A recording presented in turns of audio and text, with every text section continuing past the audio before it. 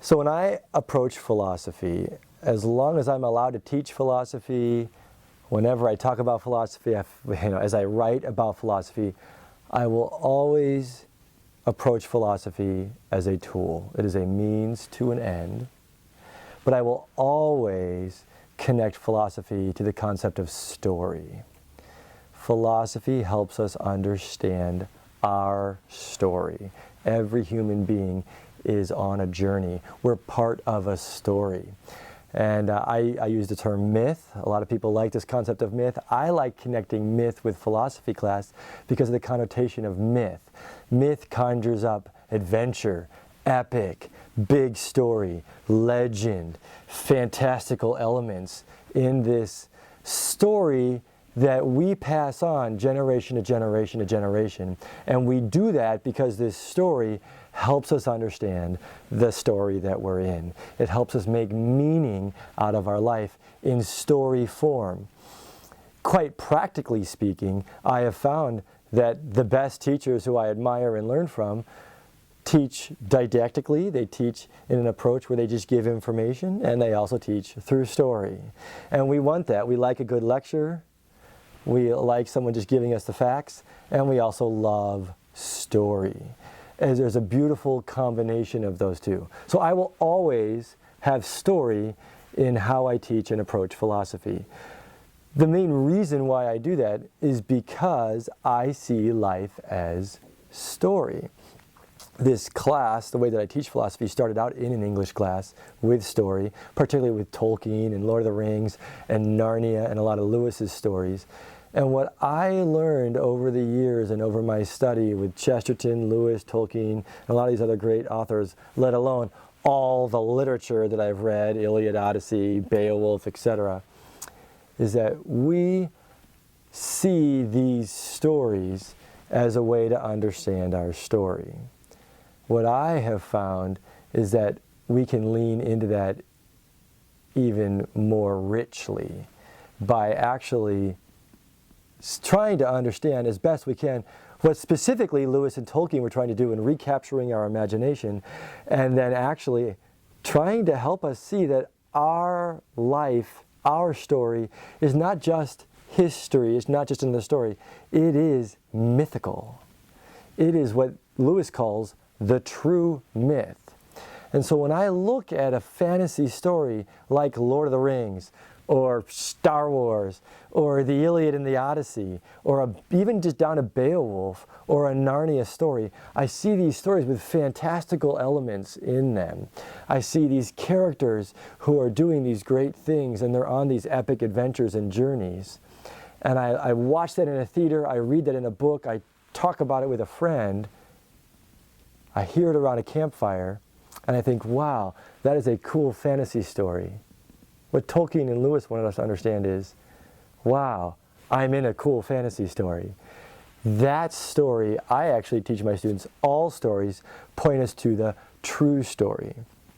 The reason why I choose mythical, fantastical, adventure, epic stories is that I see these authors as trying to help us understand the truth that we are in one of those.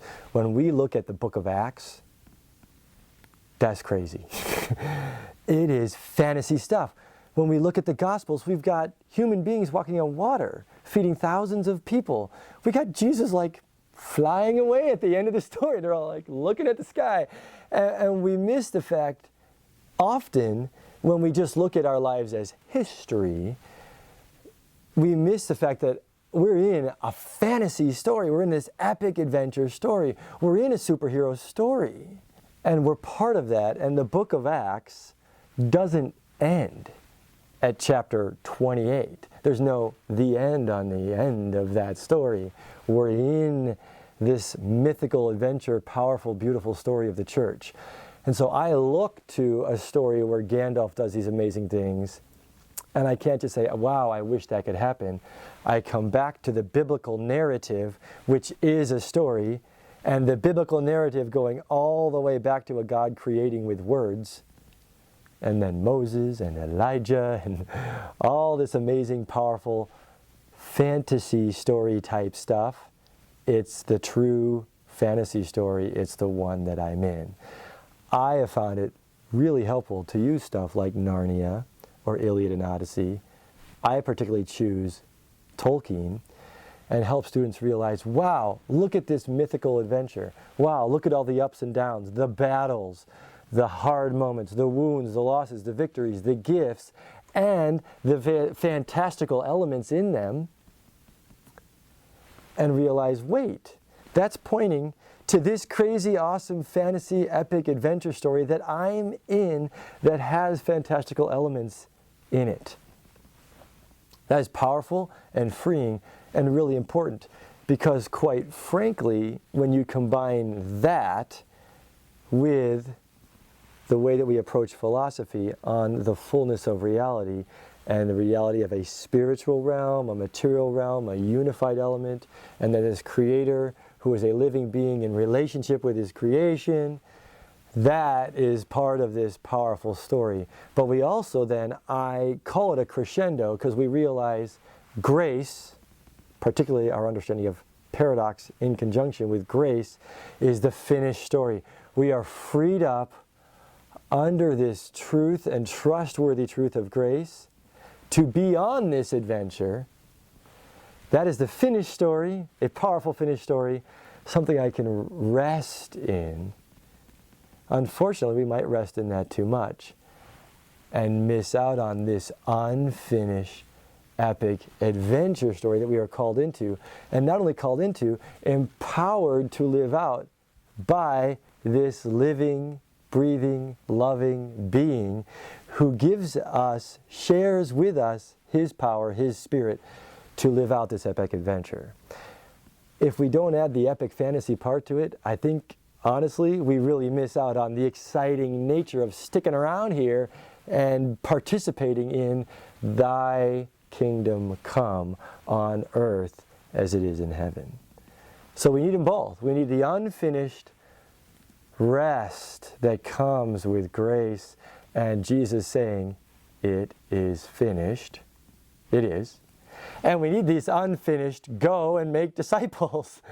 Go bring my kingdom in here on earth.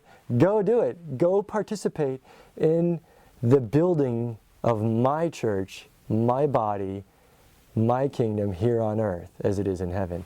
We need them both. That's why we have them both. I like finishing with that because it's adventure, it's exciting, and I catch teenagers who are just getting kicked out of their hobbit hole. Let's go kill dragons and reclaim treasure. Let's go fight Sauron. Let's go destroy these rings. Let's go take on these powerful truths that come in a story like the Iliad or the Odyssey or Narnia or these other. You could pick your adventure, mythic adventure story. Tolkien's a fabulous fit.